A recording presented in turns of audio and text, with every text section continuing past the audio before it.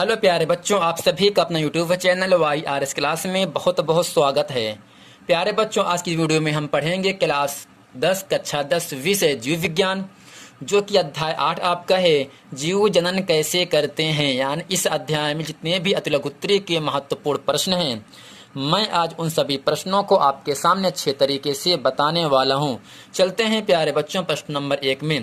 प्रश्न नंबर 1 आपसे कह रहा है, लैंगिक जनन तथा अलैंगिक जनन किसे कहते हैं।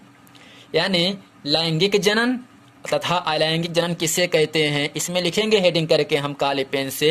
सबसे पहले लैंगिक जनन, इसमें लिखेंगे वह जनन जिसमें नर यानी पुरुष व मादा यानी स्त्री, वह जनन जिसमें नर व मादा युग्मक मिलकर, दोनों मिलकर जिस जीव का निर्माण करते हैं, लैंगिक जनन कहते हैं। जैसे लड़का प्लस लड़की, यानी जब नर और मादा, जब पुरुष और स्त्रियां मिलते हैं तो उनसे जिस जीव का निर्माण होता है उसे हम क्या कहते हैं, लैंगिक जनन कहते हैं। उसके बाद आपका है अलैंगिक जनन, इसमें लिखेंगे वह जनन जिसमें एकल जीव नए जीव का निर्माण करते हैं, उसे क्या कहते हैं, अलैंगिक जनन कहते हैं। यानी प्यारे बच्चों, वह जनन यानी वह प्रजनन जिसमें एकल जीव यानी एक जीव नए जीव का निर्माण करते हैं, यानी एक जीव दूसरे जीव का निर्माण कर दे, उसे क्या कहेंगे, अलैंगिक जनन कहते हैं। जैसे हाइड्रा हो गया, अमीबा हो गई, ये सब क्या है,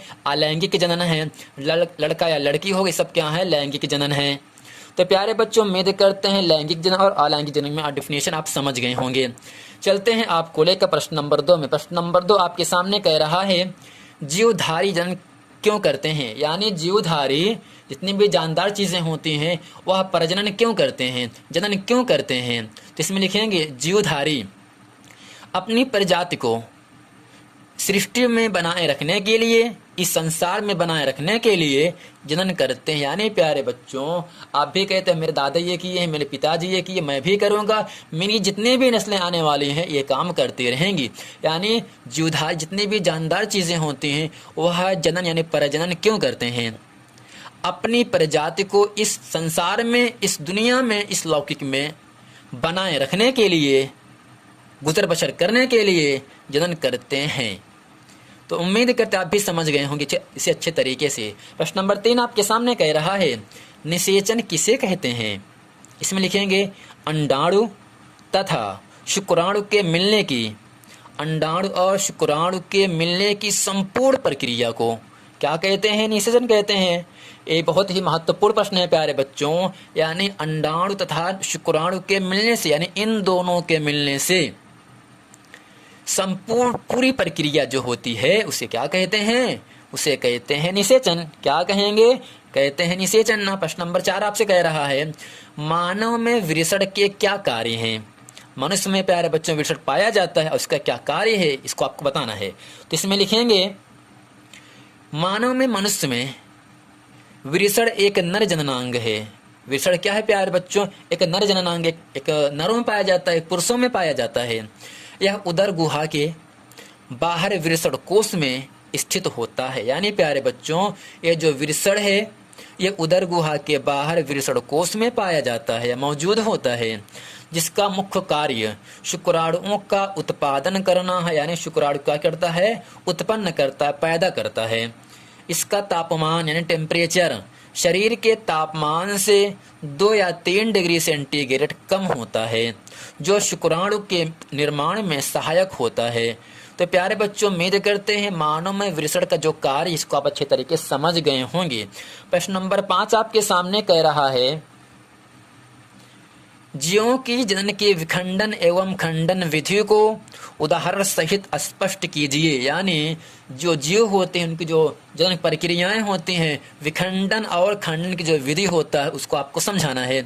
तो सबसे पहले काले पेन से हेडिंग करके हम लिखेंगे विखंडन। इसमें लिखेंगे इस विधि में, इस पूरे सिस्टम में कोशिका 2 भागों में विभाजित होकर, बट करके, अलग हो करके नई संतति, नई संतान कोशिकाओं का निर्माण करती है।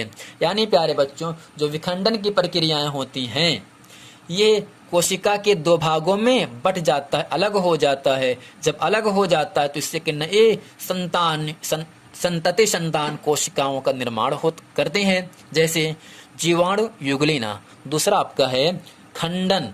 इसमें लिखेंगे प्यारे बच्चों, खंडन में हम लिखेंगे इसमें सुकाय के कायिक सूत्र या तंतु टूट जाते हैं, जो धागे होते हैं वो क्या होते हैं, टूट जाते हैं। किसमें, खंडन विधि में। तथा इन टूटे सूत्रों का प्रत्येक भाग वृद्धि करके नए पादप का, नए पेड़ पौधों का निर्माण कर लेता है, जैसे शैवाल है और कवक है।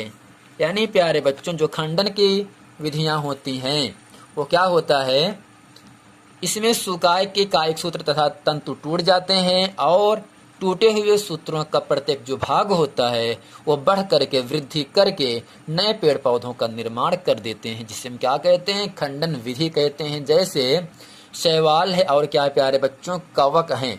यदि ये तो प्यारे बच्चों, उम्मीद करते हैं यह पूरा वीडियो आपको समझ में आ गया होगा।